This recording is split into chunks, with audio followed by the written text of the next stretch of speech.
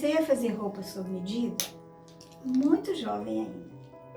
Eu sou de uma família de 5 filhos, eu sou a segunda filha. E os recursos financeiros da minha família eram muito limitados. E o meu pai tinha um hábito. Ele dava pra gente o uniforme de escola, um por ano, e uma roupa por ano que a gente usava no Natal. Meu pai separou da minha mãe quando eu tinha 12 anos e o ritual continuou o mesmo.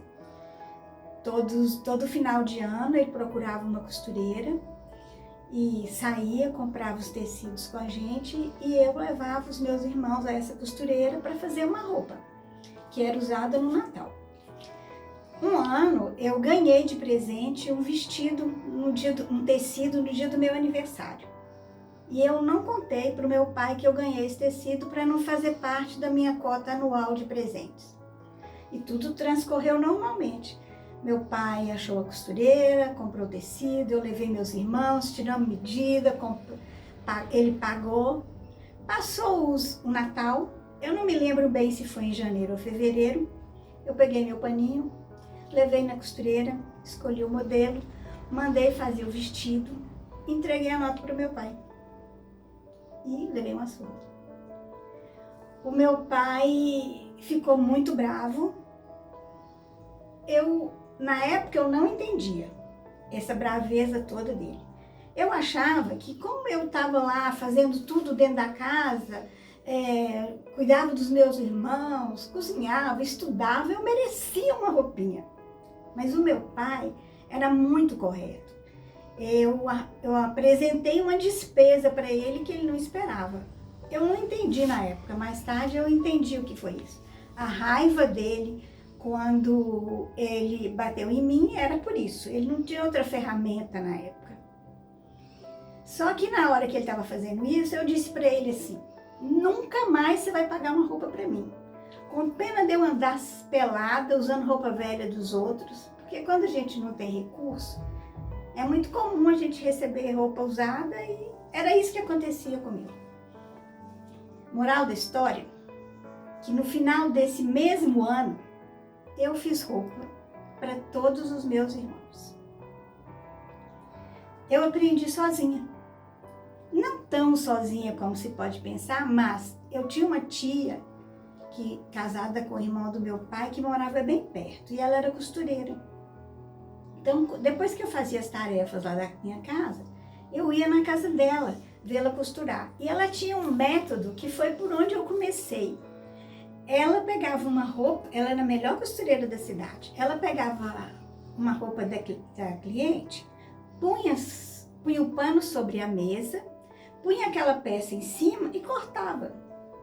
Como eu a via fazendo isso, eu sempre achei que aquilo era muito fácil, que eu conseguiria fazer.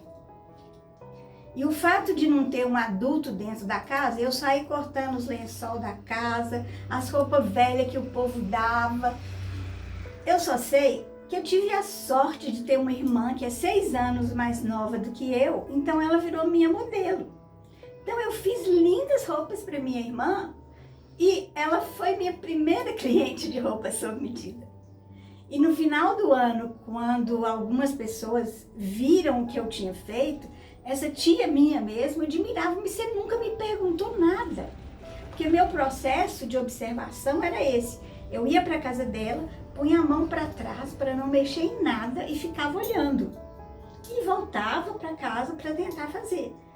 Como eu não tinha mesmo nada dentro da casa, lá em casa a gente tinha a tesoura, uma máquina de costura que existe até hoje aqui no ateliê. Mas eu não tinha alfinete, nem nada disso. Então eu ficava sentada de tarde lá na varanda da casa do meu pai, olhando a hora que essa minha tia ia varrer a casa. Porque depois que ela varria o quartinho de costura, ia para o lixo lá no quintal, os alfinetinhos que ela não catava. E eu ficava lá olhando, e ela catava os alfinetinhos, porque isso ia ser muito útil para mim, né, na hora que eu fizesse a roupa.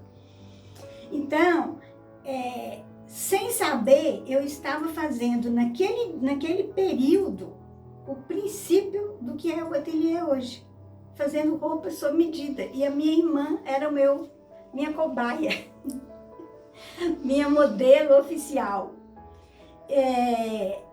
essa observação de fazer e querer cada dia fazer melhor, eu não entendo exatamente em que pedaço da vida que eu comecei a fazer isso para as outras pessoas. Porque quando eu estudava, eu já fazia coisa para as outras pessoas. Eu desenhava para os outros. Eu aprendi um dia uma frase que dizia assim: não me peça para fazer de graça o que eu faço para ganhar a vida. Então, quando alguém me pedia para fazer alguma coisa, eu cobrava. Então, na escola, eu era sempre boa aluna, né? Então, eu sou de uma época onde não tinha nem xerox, né, gente? Então, assim, fazia pesquisa de frutos carnosos. Eu desenhava meus frutos carnosos. Tiradentes, eu desenhava Tiradentes. Princesa Isabel, eu desenhava a Princesa Isabel. E os meus colegas achavam que eu tinha nota boa por causa dos desenhos. Aí eles me pediam para fazer o desenho e eu cobrava para fazer o desenho. Então, quando eu comecei a costurar, as pessoas me pediam para fazer alguma coisa e eu cobrava para fazer essa coisa. E eu entendi naquela época que é mais ou menos assim. Tem sempre alguém que vai te pagar para você fazer alguma coisa para ela, o que ela não gosta, ou não quer, ou não sabe fazer. Se você colocar o preço que aquela pessoa pode pagar, você vai ter serviço. E era o meu caso na época. Eu não era uma boa costureira como minha tia, mas tinha gente que não dava conta de pagar o que a minha tia cobrava, então pagava para mim, que era menor. Eu só sei que com esse dinheiro eu saí de casa.